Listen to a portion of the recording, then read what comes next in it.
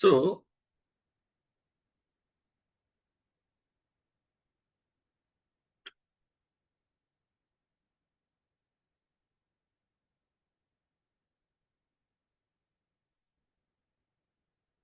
Equity का हमने dividend valuation model पढ़ लिया। अब हम जो पढ़ने जा रहे हैं वो प्रेफरेंस शेयर का पढ़ने जा रहे हैं।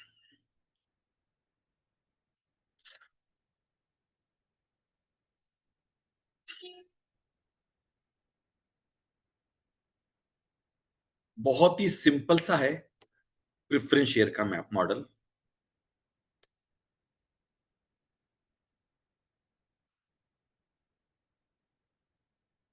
आपने इक्विटी का जो फॉर्मूला पढ़ा था वो पढ़ा था के E is equal to perpetuity वाला डिविडेंड अपॉन पी जीरो। ये थी करंट मार्केट प्राइस, ये था डिविडेंड पास्ट ईयर का या करंट ईयर का, या ये परपेचुटी वाला विदाउट ग्रोथ। उसी फॉर्मूले को अब आप प्रेफरेंस शेयर में रख दो। KP is equal to D dividend upon P zero. यहां पर यह है प्रेफरेंस शेयर का ex dividend market price current, यह है डिविडेंड। अच्छा, ये डिविडेंड हमेशा कांस्टेंट ही होता है, इसलिए D zero D one D two का मतलब ही नहीं होता। डी,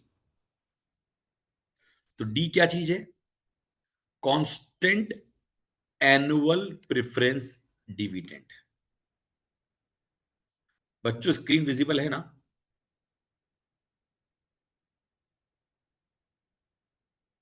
मानस स्क्रीन विजिबल है? Yes sir.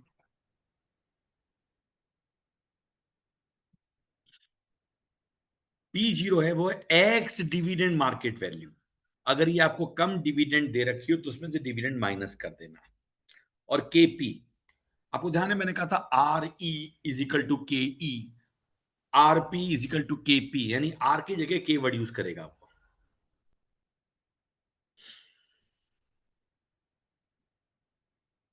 जो फिक्स डिविडेंड होता है वो नॉमिनल वैल्यू पे निकलता है प्रेफरेंस शेयर की, और जो भी आपको प्रेफरेंस शेयर की नॉमिनल वैल्यू दे उसके परसेंटेज पर आपको निकालना है। प्रेफरेंस शेयर की नॉमिनल वैल्यू कुछ भी हो सकती है, $1, $2, $5, $10, राइट? आप कुछ अज्यूम मत करना मन से कि लिख भी दिया इसने। Do not assume the nominal value is always $1। अब आपसे क्वेश्चन कहता है a company has 50,000 8% preference share in issue. बच्चों 50,000 नंबर है, यानी 50,000 शेयर्स, 8% वाले। नॉमिनल वैल्यू $1 इस क्वेश्चन में दे रखी है, तो आपको जो डिविडेंड निकालना है वो निकालना है 8% ऑफ $1 इज इक्वल टू $0.8। $0.08, $0.08 बोलो या 8 सेंट्स बोलो, 8 सेंट्स, बात एक ही है। पी जीरो जो है आपका वो है, दे रखा है current x dividend, market is price is $1.2। बच्चों अगर ये कहता कम डिविडेंड है तो आप 1.2 में से 0.08 हटाते हैं। अब मुझे केपी निकालना है, तो KP is equal to $0.08 divided by $1.2। Dollar से डॉलर कैंसिल। अच्छा, इसको परसेंटेज में एक्सप्रेस करने के लिए इंटू 100 कर देंगे। So KP is equal to 12.5%। I hope बड़ा आसान लगा होगा, बस प्रेफरेंस शेयर इतना ही पढ़ाएगा आपको ये। सबसे सिंपल प्रेफरेंस शेयर ही होता है बच्चों।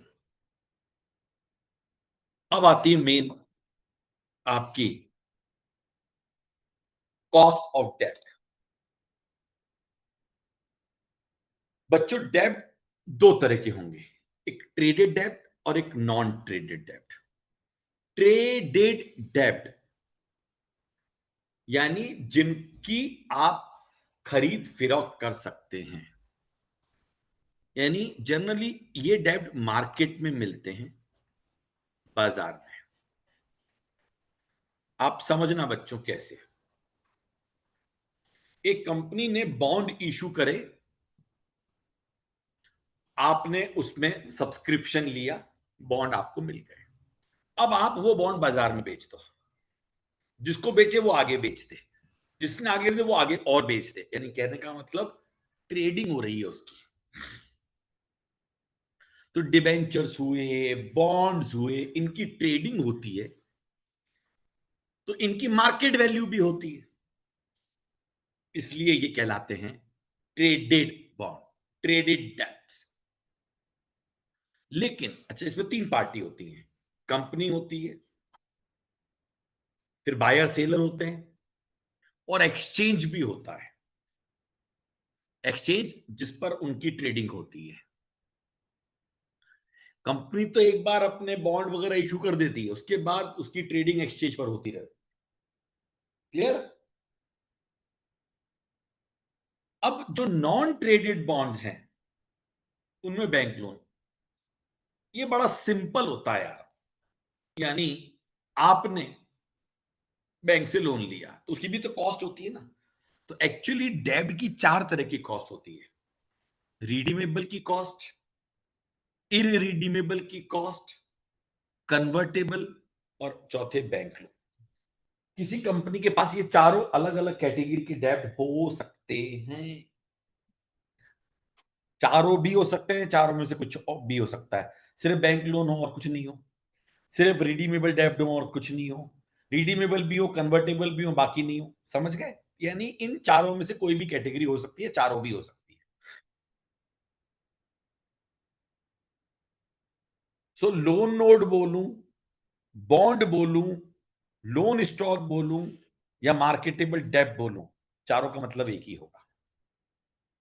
Loan note, bond, loan stock, marketable डेब्ट, ये वर्ड अगर आते हैं तो आपको इससे डेब्ट ही समझना है। गिल्ट वर्ड आता है, GILTS, गिल्ट्स।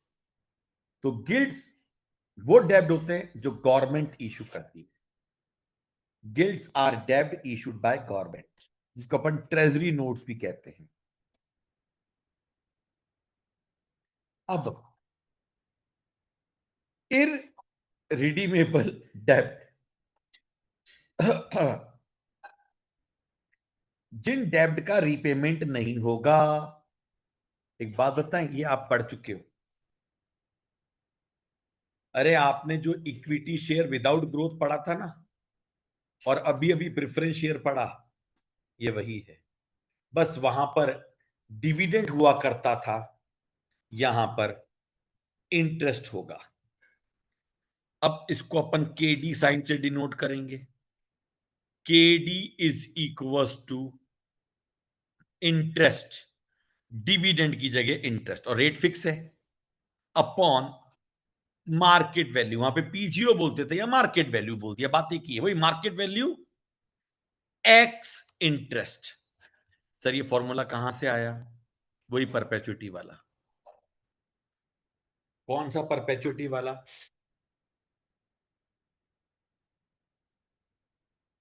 जो मैंने आपको यहां पढ़ाया था, ये। अब देखो, समझना। फर्स्ट ईयर के एंड में $2 का इंटरेस्ट जाएगा, सेकंड ईयर के एंड में $2 जाएगा, थर्ड ईयर के एंड में $2 जाएगा, दो दो दो दो दो इंफिनिटी तक जाता रहेगा, क्योंकि वो इररिडीमेबल डेब्ट है। उन सब की आज की वैल्यू, जो इंटरेस्ट जाएगा डिविडेंड की जगह इंटरेस्ट, उनको अपन आज पे लें, प्रेजेंट वैल्यू, तो मार्केट वैल्यू ऑफ डेब्ट डी की जगह आई हो जाएगा, वही सेम फॉर्मूला, और आंसर आ जाएगा आपका डी, अपना था डी अपॉन आर, आर को अपन के ई भी बोलते थे ना, आर बोलो या के ई बोलो, बात एक ही होता था।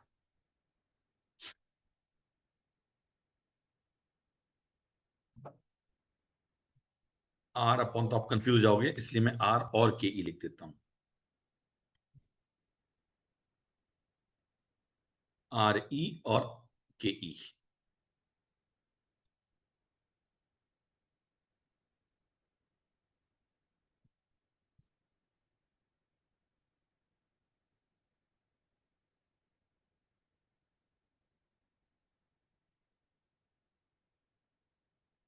एक ही बात है, बस अब डी की जगह इंटरेस्ट कर दो, but again market value ex interest लेनी है, यानी आपको अगर अपने इरिडीमेबल डेब्ट की मार्केट वैल्यू कम इंटरेस्ट दे रखी है तो इंटरेस्ट माइनस कर देना।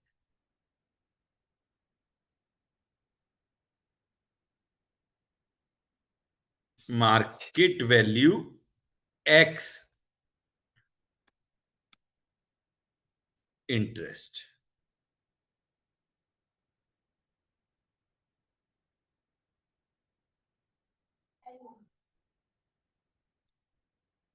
ठीक है बच्चों। लेकिन इसमें एक नया कॉन्सेप्ट आता है,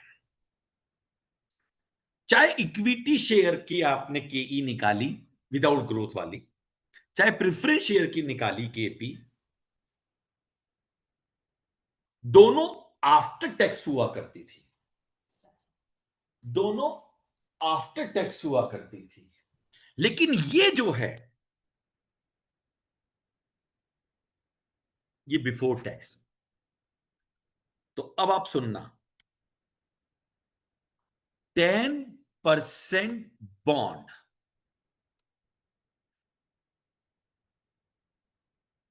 जनरली बॉन्ड $100 की नॉमिनल वैल्यू का होता है।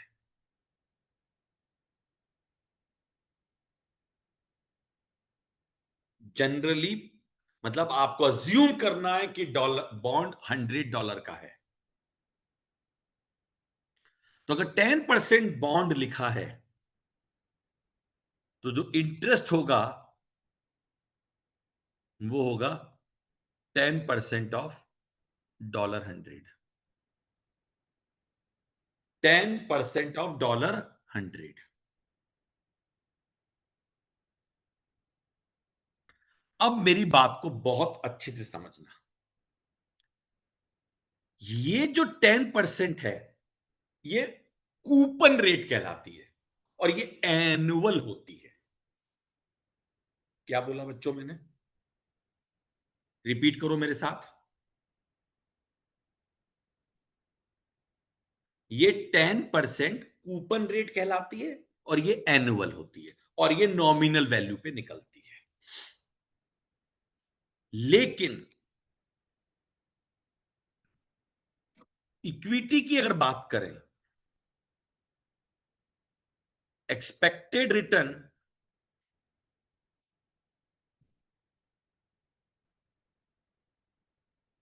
ऑफ इन्वेस्टर, बेसिकली वो कॉस्ट ऑफ इक्विटी ही होता है, यानी इन्वेस्टर जो एक्सपेक्ट कर रहा है वही कंपनी को कमाना है।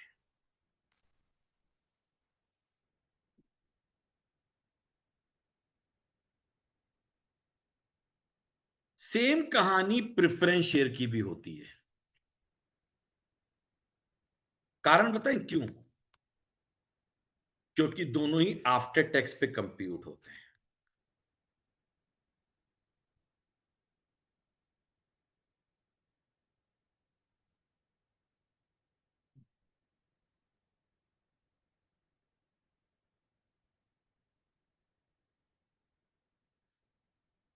प्रेफरेंस शेयर की भी एक्सपेक्टेड रिटर्न ऑफ इन्वेस्टर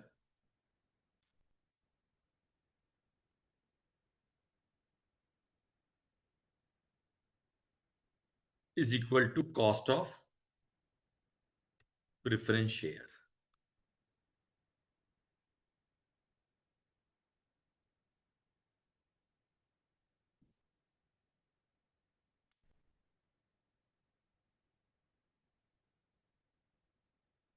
लेकिन बच्चों, डेब्ट के साथ ऐसा नहीं होता।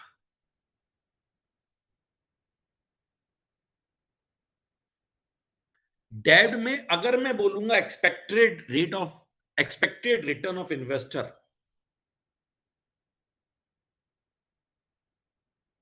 अलग से लिखता हूं।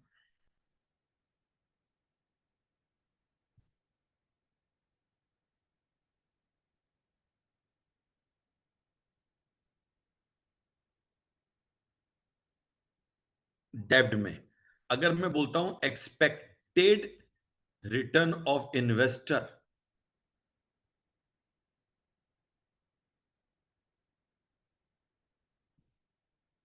तो वो होगा केडी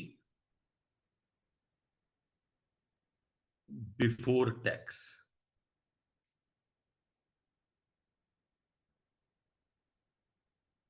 और इररिडीमेबल के अंदर वो हो जाएगा आपका इंटरेस्ट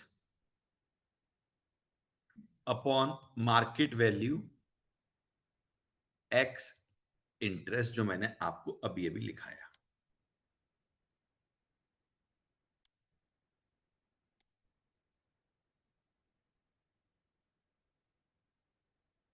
ये इररिडीमेबल के, यहां रिडीमेबल में कहानी अलग हो जाएगी।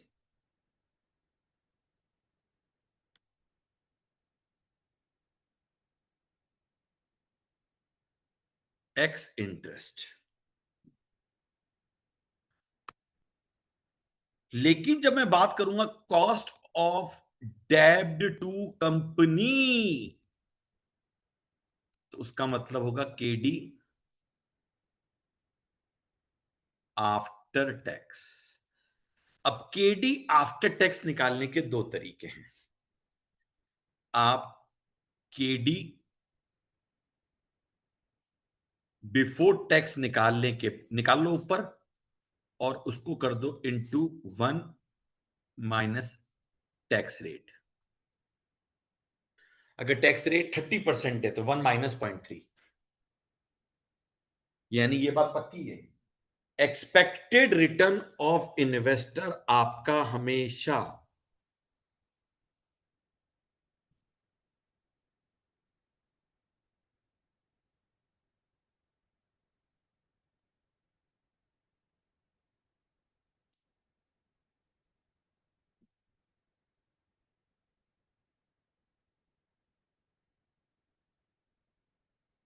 एक्सपेक्टेड रिटर्न ऑफ इन्वेस्टर को जब आप आफ्टर टैक्स करोगे 1 - टी, यानी 30% टैक्स है, तो 1 - टी कर दोगे 70 हो जाएगा।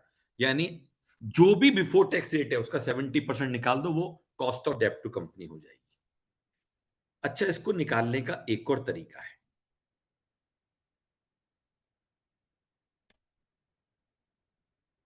आप डायरेक्ट केडी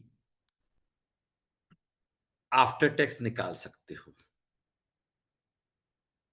ये मैं इरिडीबल की बात कर रहा हूं अभी। KD after tax is equal to interest, interest tax के पहले दिया जाता है, into 1 - T divided by market value of डेब्ट एक्स इंटरेस्ट।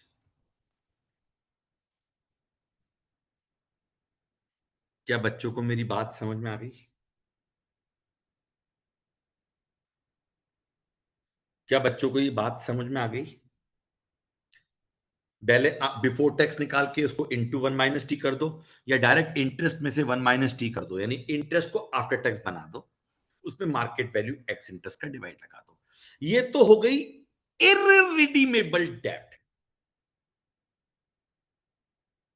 काम खत्म। अच्छा, कहां से आया? परपेचुटी से आया ये फॉर्मूला। कहां से आया ये फॉर्मूला? परपेचुटी। अब जरा ये अजम्पशन जो हमने लिए हैं,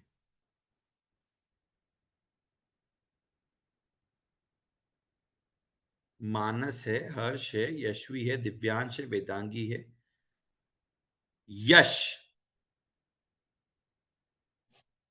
यश, यस सर। ये की पॉइंट्स पढ़ो तीनों। Yes, sir.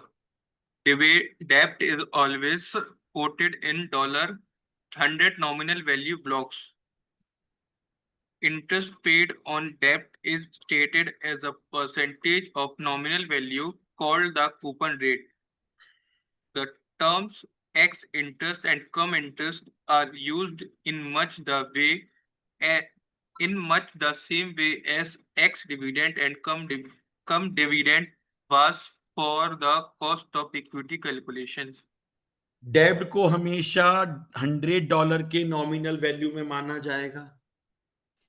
इंटरेस्ट जो होगा वो हमेशा नॉमिनल वैल्यू के पे निकाला जाएगा, जिसको कूपन रेट कहते हैं, जो बॉन्ड के आगे लिखी हुई होती है। और अगर एक्स इंटरेस्ट और कम इंटरेस्ट बिल्कुल वैसा ही मानना जैसे आपने शेयर के अंदर एक्स डिविडेंड और कम डिविडेंड माना था, यानी अगर आपको कम डिविडेंड होता था तो आप उसमें से डिविडेंड माइनस करके एक्स डिविडेंड मार्केट प्राइस निकालते थे। यहां अगर कम इंटरेस्ट मार्केट प्राइस दे रखा है तो आप उसमें से इंटरेस्ट घटा देना, वो एक्स इंटरेस्ट मार्केट प्राइस हो जाएगा। खत्म। कूपन रेट मैंने आपको बता ही दिया, अगर 8% बॉन्ड है $100 का तो $8 की आपकी कूपन इंटरेस्ट हो जाएगा। अब ये भी मैंने आपको पढ़ा दिया, जरा कॉस्ट ऑफ डेब्ट and impact of tax relief एक बार रीड कर दीजिए। Yes, sir. A distinction, a distinction must be made between distinction a distinctions must be made between the required return of debt holders, lenders, that is KD, and the company cost of debt, that is KD 1 minus T. Although in the context of equity, the company's cost is equal to the investor's required return. The same is not true of debt. This is because of the impact of tax relief. Tax relief, जैसे कि equity में company की जो cost होती थी वो ही investor का रिक्वायर्ड रिटर्न होता था। Company's cost of capital is equal to the investor required return, but डेब्ट में ऐसा नहीं होगा। रिक्वायर्ड रिटर्न ऑफ डेब्ट होल्डर तो होगा केडी, जो बिफोर टैक्स होगा, और कंपनी की कॉस्ट ऑफ डेब्ट होगा केडी इंटू 1 माइनस टी, दोनों अलग अलग होंगे। और ये जो होता है वो टैक्स रिलीफ के कारण होता है। जैसे कि मैं यहां मान के चल रहा हूं, कंपनी ए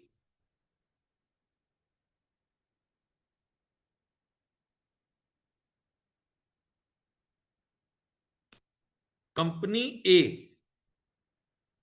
$50,000 की इक्विटी इन्वेस्ट करके बैठी है और डेब्ट निल।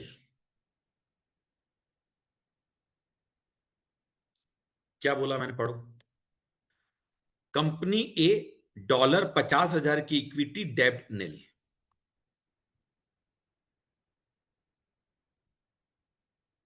कंपनी बी $40,000 की इक्विटी एंड 10% डेब्ट ऑफ $10,000। ये दोनों कंपनी में एक डिफरेंस बताओ क्या है? सिमिलैरिटी क्या है, डिफरेंस क्या है? अच्छा बताओ, कंपनी ए ने कितना इन्वेस्टमेंट कर रखा है? यश, Yes, sir. कंपनी ए का इन्वेस्टमेंट कितना है? $50,000. कंपनी बी का इन्वेस्टमेंट कितना है? 50,000. यानी चाहे कंपनी ए हो चाहे कंपनी बी हो, दोनों ने 50,000 का इन्वेस्टमेंट कर रखा है। वो अलग बात है कि उसने जो 50,000 का इन्वेस्टमेंट कर रखा है ए ने, वो सारा का सारा इक्विटी से आया है, और कंपनी बी ने जो इन्वेस्टमेंट कर रखा है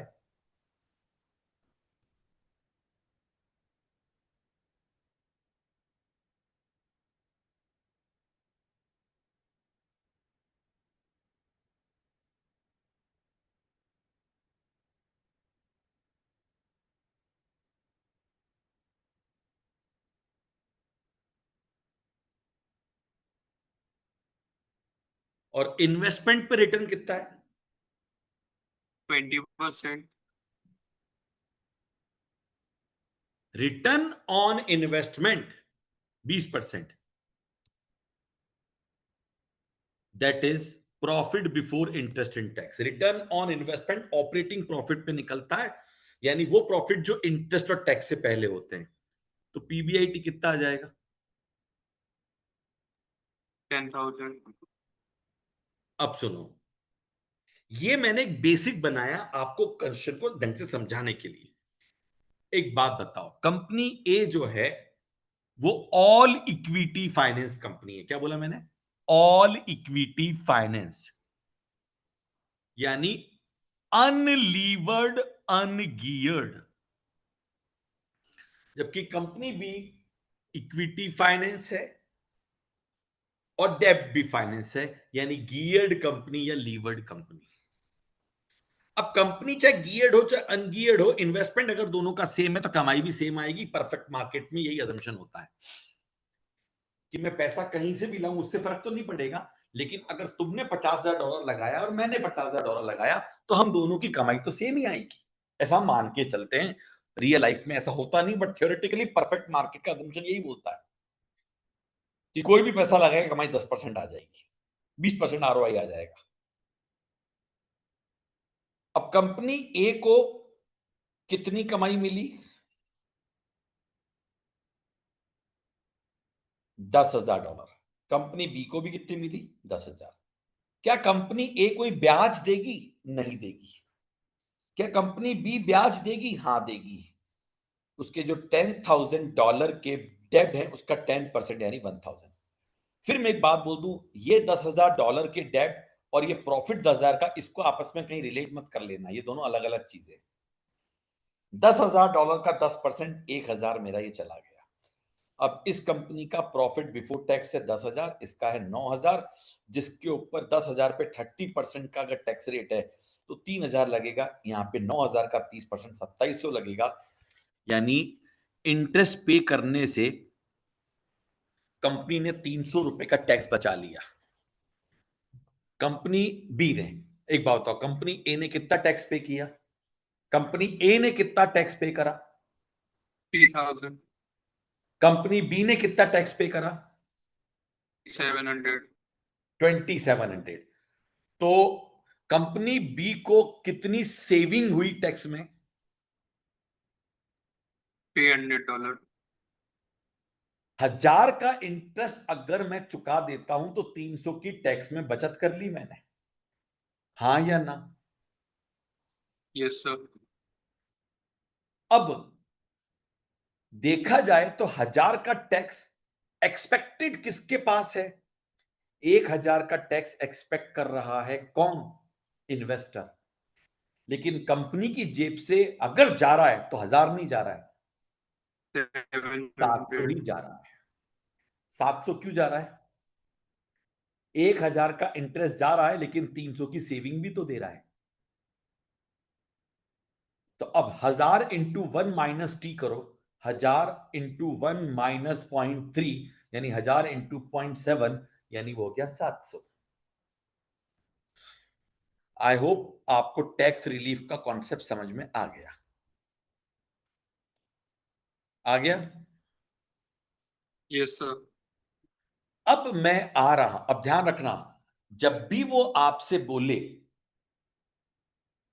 कि इन्वेस्टर का रिटर्न निकालिए तो आप केडी बिफोर टैक्स निकालेंगे।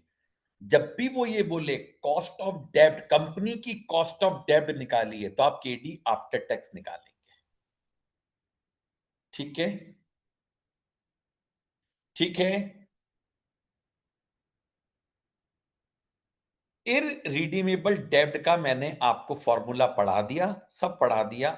अब आपको ये दोनों क्वेश्चन मुझे सामने के सामने सॉल्व करके दे रहे हैं, 11th एंड 12th। करिए सॉल्व, सभी बच्चे मेरे साथ सॉल्व करिए। A company has in issue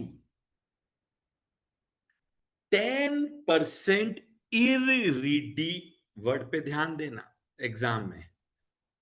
कौन से डेब्ट हैं ये? बोलो कौन से डेब्ट irredeemable, हैं? इररिडीमेबल। कोटेड, कोटेड का मतलब मार्केट प्राइस। कितने पर हैं? $80, $80। और क्या दे रखा है साथ में? X interest. अच्छा, जब तक कम इंटरेस्ट नहीं बोले हमेशा एक्स इंटरेस्ट ही होगी मार्केट वैल्यू। यानी जब कम इंटरेस्ट बोले तो ध्यान रखना है, वरना तो अगर सिर्फ $80 बोले, $80 एक्स इंटरेस्ट बोले, टेंशन करने की जरूरत नहीं है। Corporation tax rate is 30%। Corporation tax rate is 30%।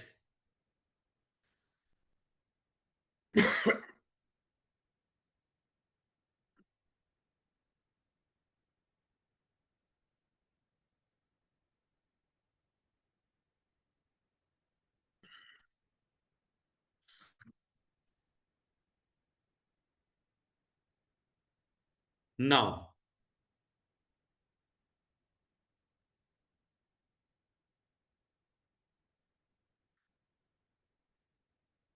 बच्चों,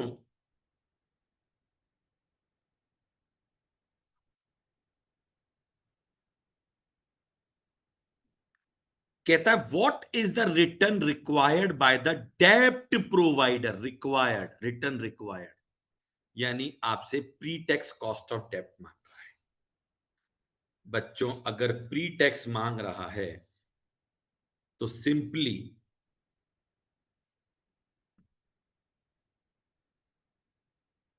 केडी बिफोर टैक्स इंटरेस्ट कितना होगा? 10%। किसका? $100 का, क्योंकि नॉमिनल वैल्यू 100 माननी है, divided by $80 into 100।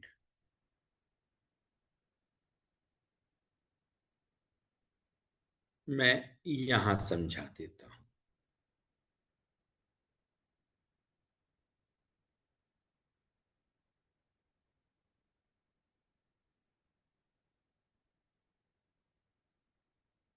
TYU 12,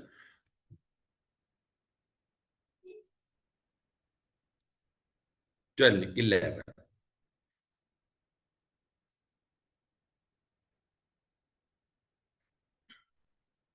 KD, और वो भी निकलेगा बिफोर टैक्स, क्योंकि रिक्वायर्ड रिटर्न मांगा है, is equal to interest divided by market value ex interest.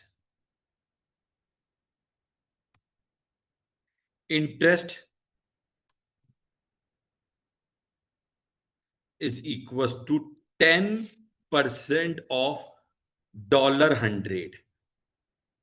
Bond की नॉमिनल वैल्यू 100 ही माननी है, यानी $10।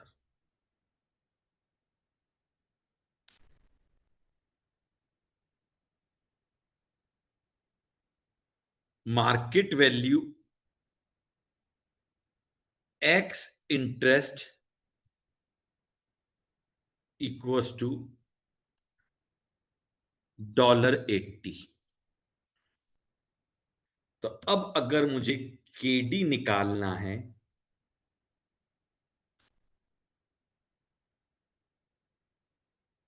बिफोर टैक्स, तो मैं कहूंगा $10 डिवाइडेड बाय $80 इंटू 100,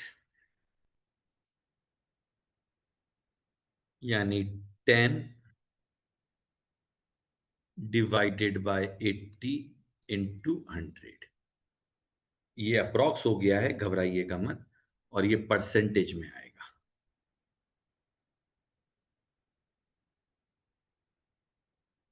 12.5% इंटू 100 करोगे तो परसेंटेज, वरना 0.125।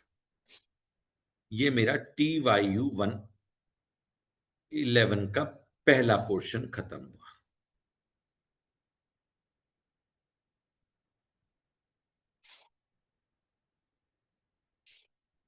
अब मुझे निकालना है कॉस्ट ऑफ डेब्ट टू कंपनी, यानी मुझे निकालना KD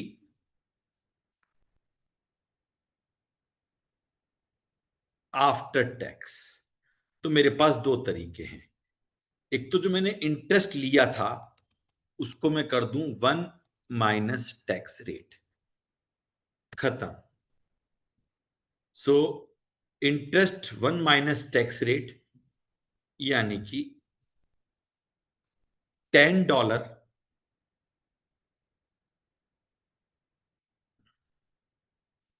$10 into 1 minus 0.3, 30% corporate tax rate, that is $7। अब क्या करना है, $7 में 80 का डिवाइड लगा लेना है।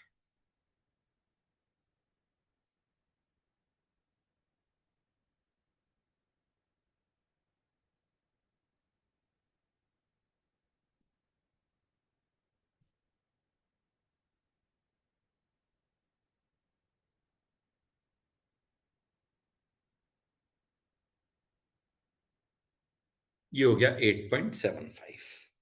यह इसका एक और तरीका था।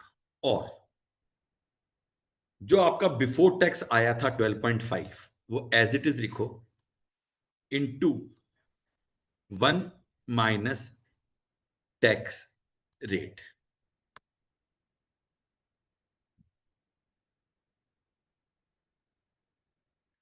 One minus tax rate.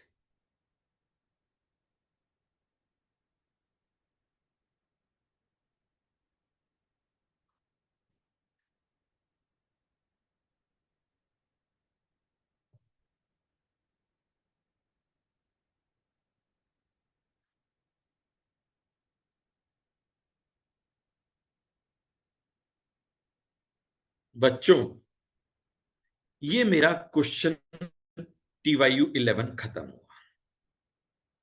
अब मैं चाहता हूं कि आप TYU12 भी साथ के साथ देखें।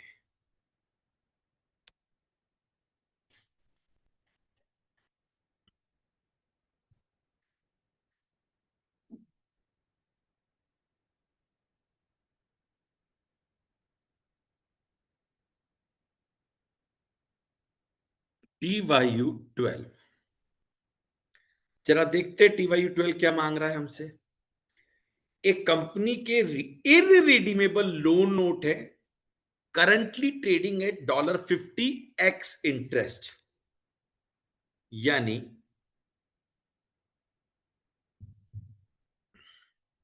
मार्केट वैल्यू x इंटरेस्ट है उनकी $50।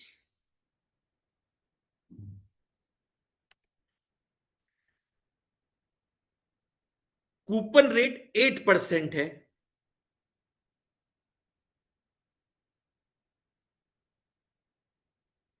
तो इंटरेस्ट जो रहेगा वो 8% ऑफ 100, क्योंकि नॉमिनल वैल्यू 100 ही रहती है। तो ये $8 हो गया। तो केडी अगर बिफोर टैक्स एक्सपेक्टेड रिटर्न निकालना है तो $8 डिवाइडेड बाय $50 इंटू 100,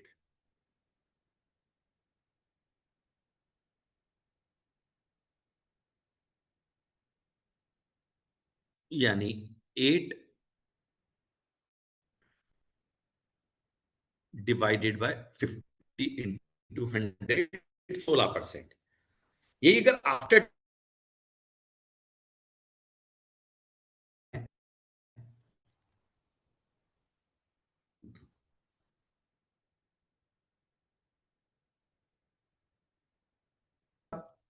ये वाला ऊपर भी ये बिफोर लिखा रह गया, ये आफ्टर टैक्स। ठीक है ना। एक तरीका तो वही था कि मैं $8 के इन्वेस्टमेंट को इंटरेस्ट को, ये तो एक्स तो समझ में आ गया, बिफोर टैक्स तो आ गया, आफ्टर टैक्स में बेसिकली इंटरेस्ट जो है वो 8% है $100 का, $8 है, लेकिन उसको आफ्टर टैक्स बनाओ तो 8 इंटू 1 ये बन जाएगा $5.4। मार्केट वैल्यू आपकी 50 है,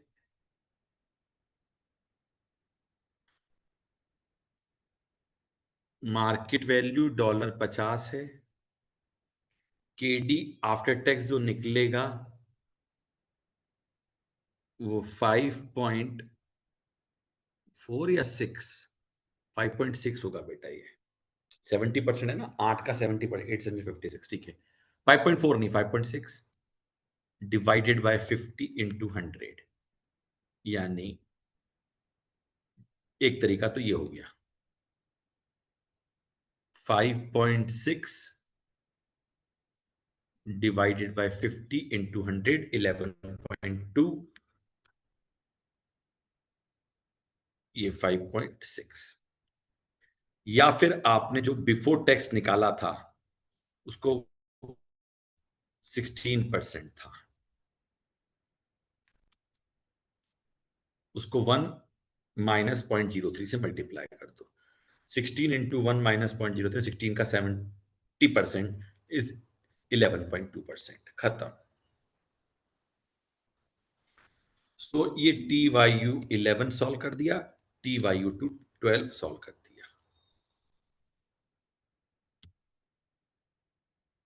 अब है बारी रिडीमेबल डेब्ट की।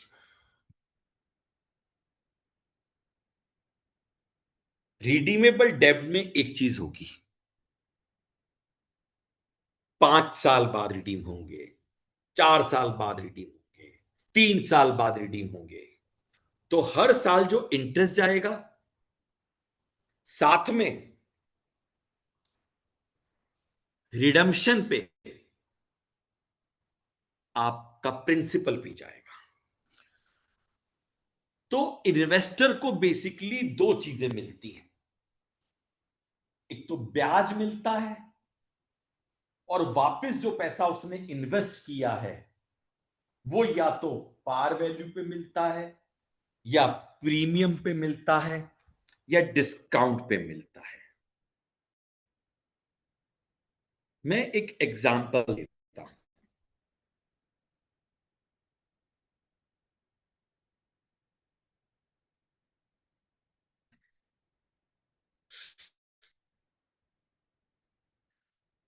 Company will pay interest for number of year and then repay the principal.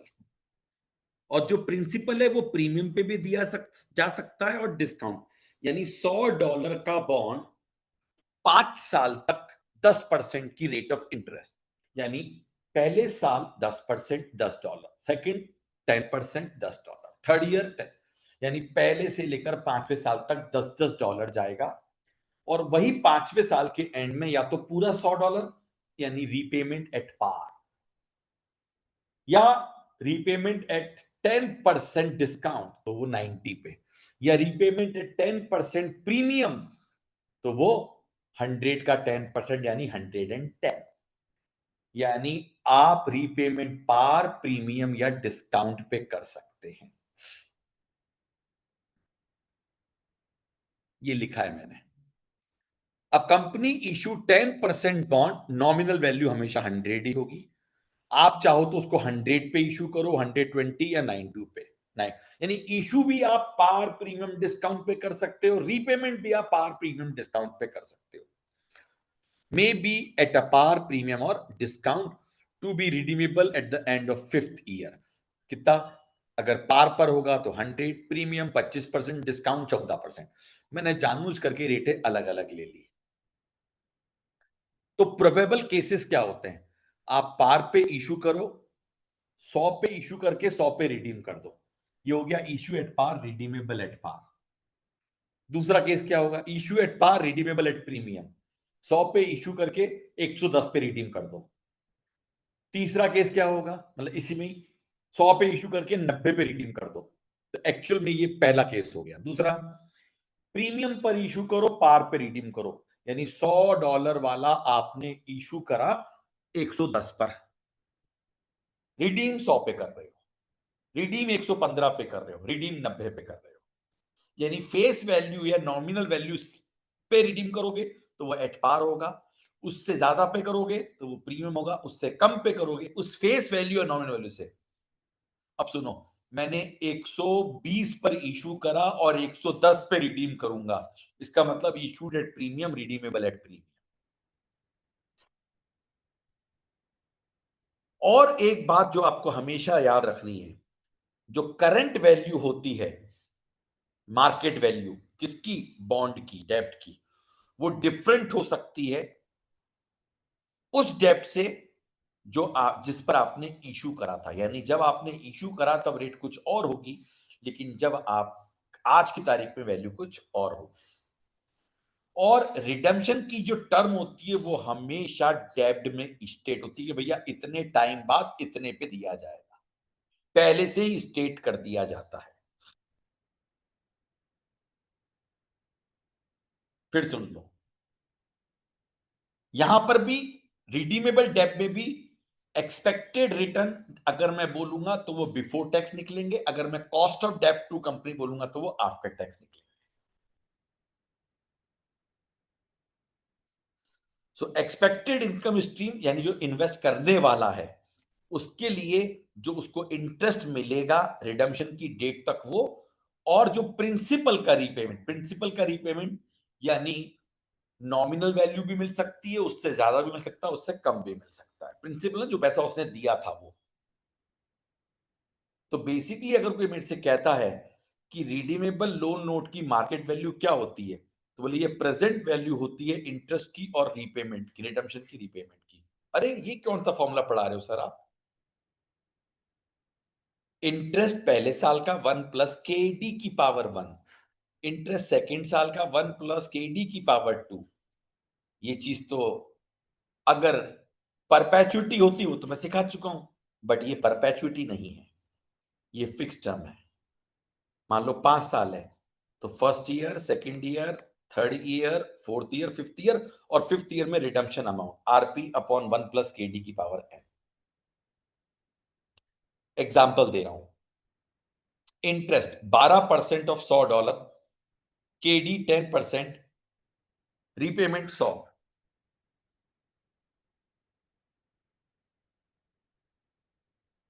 कुछ नोटिस कर रहे हो आप? मैं मार्केट वैल्यू निकलवा रहा हूं। केडी का मतलब है एक्सपेक्टेशन। अब ये मत सोचना कि जो कूपन रेट है वही एक्सपेक्टेशन होती है।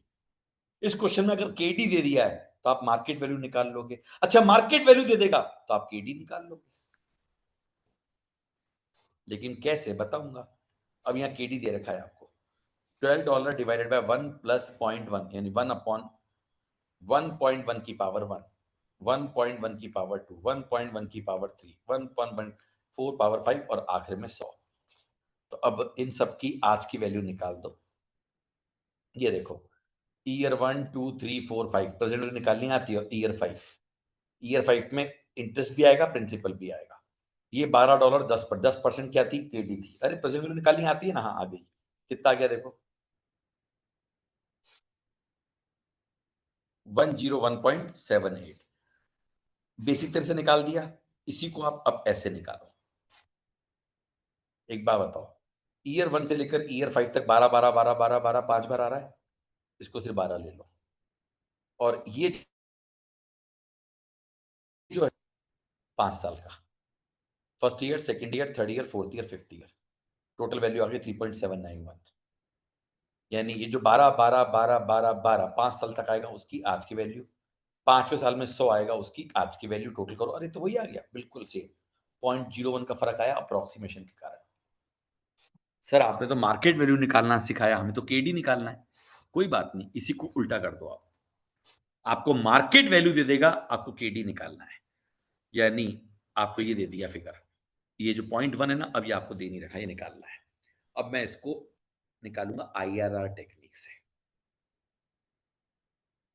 कौन सी टेक्निक से? IRR.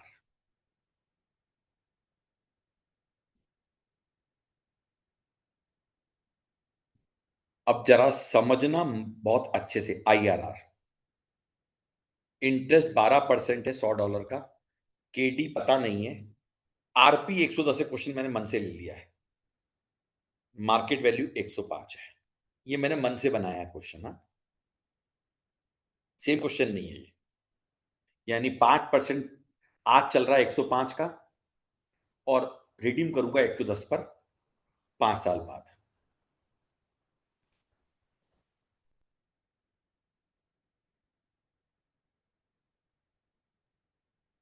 To be redeemable after at end of 5th year, ये पॉइंट और लिख दिया। मार्केट वैल्यू यानी आज की वैल्यू, यानी ईयर 0, फिर ईयर 1 12 12 12, ये इंटरेस्ट जाएगा फेस नॉमिनल वैल्यू पर, और 5वें साल में ये, और 5वें साल में ये 110। 10% मैं आईआरआर निकालना सिखा रहा हूं, 10% से मैंने प्रेजेंट वैल्यू निकाली, ये निकालना आ जाता है, ये मैंने आपको आईआरआर में सिखाया था, ये सेम रहेगा, बिल्कुल रहेगा। ये ड्रैगिंग से आ गया, 1/1.1 की पावर 1/1.1 की पावर 1 2 3 4 5 5, 5वें साल, इसमें आप 112 भी लिख सकते हो, बट मैंने नहीं लिखा। इन सबका सम किया, प्रेजेंट, अरे तो पॉजिटिव आ रहा है। अब 10 के बाद अगर ये पॉजिटिव आ रहा है, तो अगली रेट हिट करो 10 से 15, ये आईआरआर निकालने का तरीका, और मैं आपको एक्सेल वाला भी सिखाऊंगा। 15% की रेट से अब आप वापस निकालो, ये माइनस आ रहा है, तो ये एनएल कहलाएगा, ये एनएच कहलाएगा। L lower discount rate, H higher discount rate, NL net present value at lower discount rate, NH net present value at higher discount rate. Formula IRR का L plus NL upon NL minus NH into H minus L. सबको याद आ गया होगा, ये rate आ गई 12.33। सिखाया था। एक और तरीका है मेरे पास, मेरे पास तो एक और तरीका है, वो क्या है बच्चों? उसमें मैं एक्सेल से आपको आईआरआर निकालना सिखा देता हूं।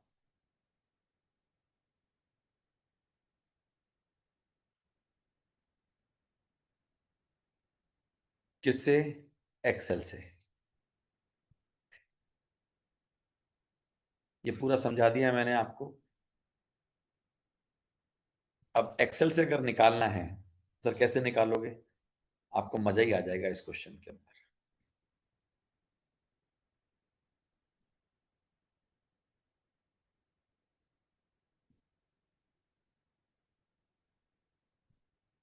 ये देखो,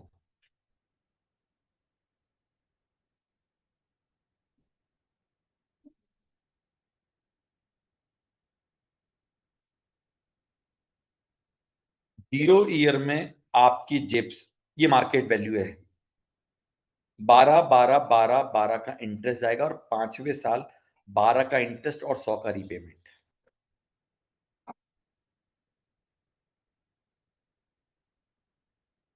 अब आईआरआर निकालना कितना आसान है, देखो। ये क्वेश्चन क्या है? 13 क्वेश्चन करा रहा हूं बिना किसी उसके। आपको क्या रखा है, अब समझो, अच्छे से समझना। मुझे एक्सपेक्टेड रिटर्न निकालना है इन्वेस्टर का। मार्केट वैल्यू दे रखी है 107.59, ये जीरो ईयर की, 12% की कूपन रेट है, तो 12 12 12 12, 5वें साल भी 12, 5 साल, और 100 रीपेमेंट है, यानी प्रिंसिपल नॉमिनल वैल्यू पे रिडीम करना है। आईआरआर कितने देखो, इजिकल टू करो, आईआरआर लिखो, ब्रैकेट लगाओ, और इन सबको सेलेक्ट कर लो, और ब्रैकेट क्लोज कर दो, और एंटर मार दो, कितनी आ गई? 10%। बच्चों यही वो इलस्ट्रेशन है जो मैंने सिखाया था अभी। ये देखो, 12 12 12 12 12 और 100, इन सब की अगर आपने प्रेजेंट वैल्यू 10% से निकाली तो वो कितनी आ गई? 107.58। आई कि नहीं आई? क्या ये बोलूं 12, 1 से लेके 5 साल तक 12 का इंटरेस्ट गया था जिसकी वैल्यू ये, 5वें साल ये गया था 100, यानी ये मार्केट वैल्यू आ गई थी। अब अगर आपको मार्केट वैल्यू गिवन है तो आयरन निकालना कितना आसान है। और मैंने आपको एक बड़े टेक्निक भी सिखा दी बिना स्प्रेडशीट यूज करे हुए। ये बिना स्प्रेडशीट यूज करे हुए। और एग्जैक्ट निकालने का भी कंसेप्ट मैंने आपको सिखा रखा है। एग्जैक्ट निकालने के लिए क्या करो, मैंने आपको पूरा उसमें सिखाया था, अब वापस नहीं सिखाऊंगा। अच्छा, ये जो आई, अब एक बात बताऊं मैं आपको, ये इलस्ट्रेशन मैंने करा दिया था आपको अभी। ये एनपीवी 0 आ गई, आनी थी 1 से 5 ईयर, वही 107.5 ने सिखाया मैंने आपको, बिल्कुल सिखाया। 13 मैंने करा दिया। अब मैं कहता हूं रिडीमेबल डेब्ट की आप कॉस्ट ऑफ कैपिटल निकाली है, किसकी? तो अब ये 12 नहीं आएगा, ये 12 की जगह, अब देखो यहां पर क्या था, ये कंपनी की जेब में आ रहा था लेकिन इन्वेस्टर की जेब से जा रहा था, तो मैंने साहब बोला ये इनफ्लो उसका उसकी जेब से गया, किसकी? Market value. और फिर 12 12 12 12 और 112 आएंगे।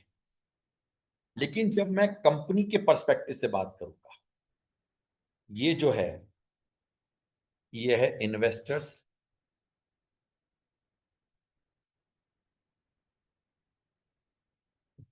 एक्सपेक्टेड रिटर्न, यानी ये इन्वेस्टर्स पर्सपेक्टिव है।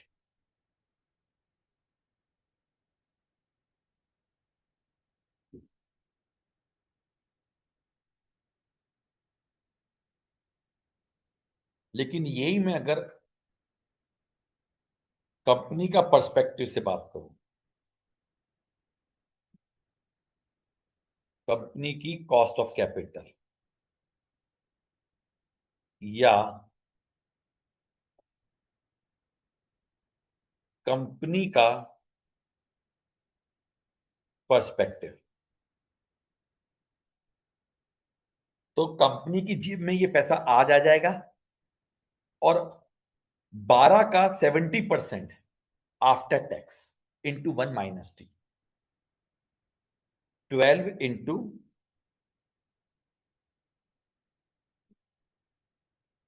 1 - 0.3 कॉर्पोरेट टैक्स रेट,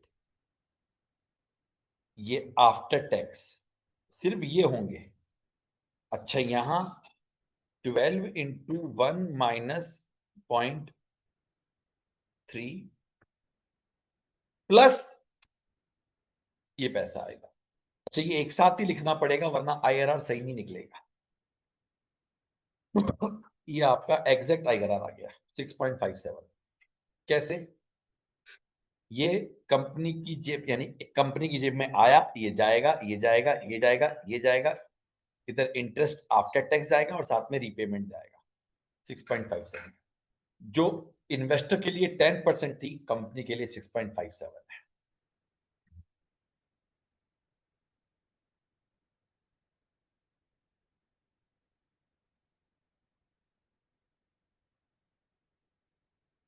ये टीवायू 13 खत्म हुआ, टीवायू 14 भी खत्म हुआ।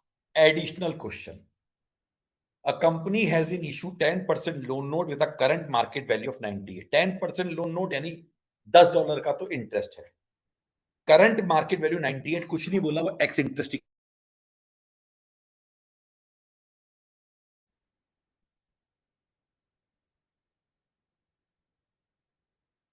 मेरी स्क्रीन विजिबल है? Yes, sir. हाँ, वो एकदम से कुछ ब्लिंक हुआ मुझे लगा।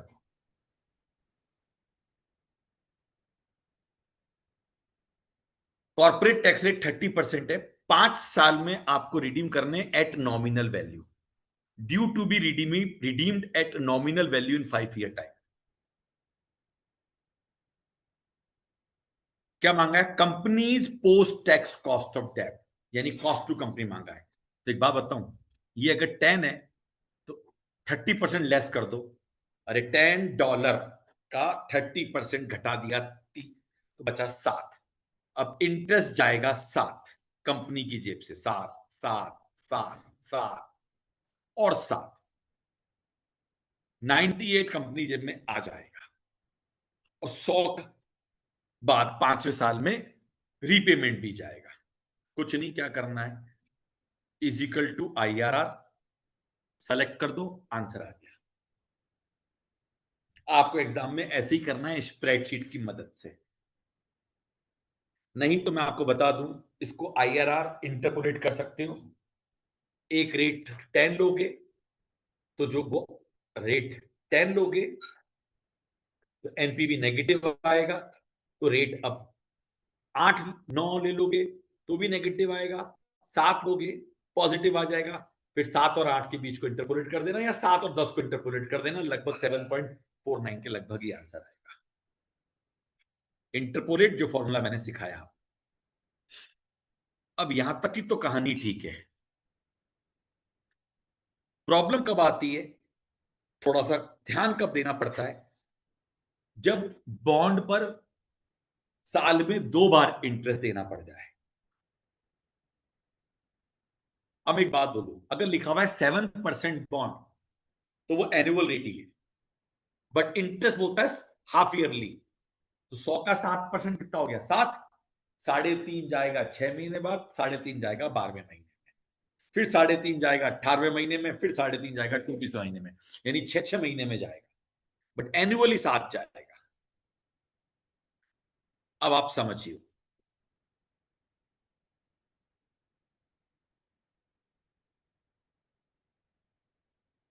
स्प्रेडशीट सिखा दिया मैंने आपको।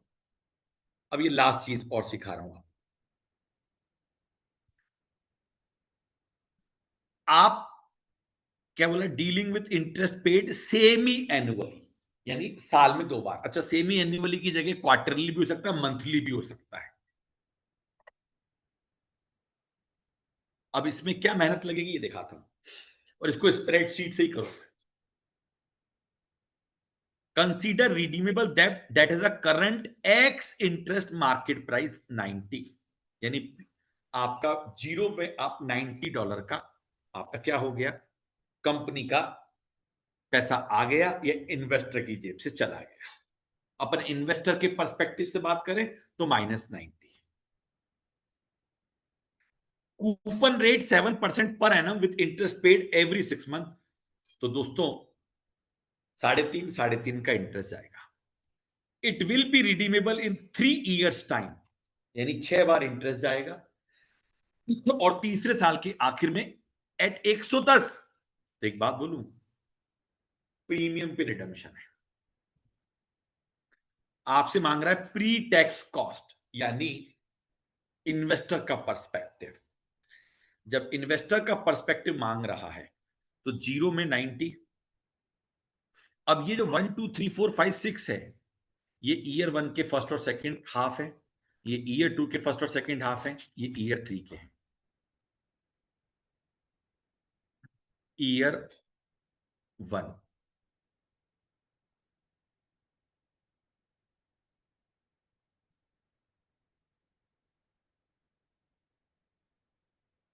Year 2, year 3।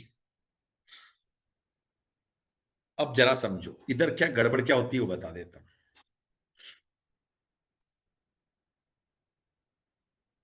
ये 90 गया बिल्कुल, ये 3.5 3.5 3.5 3.5 3.5, और लास्ट में 3.5 प्लस 110, 3.5 प्लस 110 रीपेमेंट वैल्यू। आप इसको सीधा इजिकल टू IRR, इनको सेलेक्ट कर दो, IRR 7 आ गया। ये आंसर 7 नहीं है। आपको लग रहा है ये 7 है, नहीं, ये तो 6 6 महीने की रेट थी। इसने तो एक्चुअल में देखा जाए तो ये तो हाफ हाफ ईयर था। तो अब आपको इसको कंपाउंडिंग इफेक्ट लेना पड़ेगा, 1 + r⁻n - 1। ऐसा करोगे तो आपके पास IRR आ जाएगी। अब ये n क्या है, साल में 2 बार है तो n 2 हो जाएगा, साल में 4 बार होता तो n 4 हो जाता, साल में 12 बार होता तो n 12 हो जाता। ये 7 आया ना, तो अब कैसे निकालेंगे सुनो, 1 + 0.07 - 1, ये जो आया वो आया 0.1449, यानी 14.49%। ये है आपकी cost, required rate of return. अच्छा, यही अगर बोलता कि 30% टैक्स रेट है, तो आप इस 3.5 का 70% निकाल लेते, यहाँ पे भी, यहाँ पे भी, यहाँ पे भी, यहाँ पे भी, यहाँ पे भी, और यहाँ भी 3.5 का 70% निकाल के 110 जोड़ देते, फिर वो जो आता सेम यही प्रोसेस करते, वो आ जाती आपकी after tax cost of capital. क्या आ जाती? After tax cost of capital. So दोस्तों, ये कहानी यहीं खत्म होती है।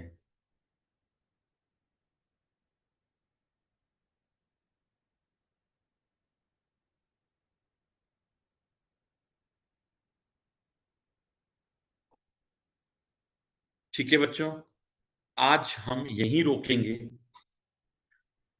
थोड़ा अच्छा टॉपिक कवर कर लिया है हमने, आप लोग पढ़ के आइएगा। कल अपन कन्वर्टेबल पढ़ेंगे, कल अपन बैंक लोन पढ़ेंगे, और कल अपन वैक भी पढ़ लेंगे। So that is all for the day. Thank you everyone.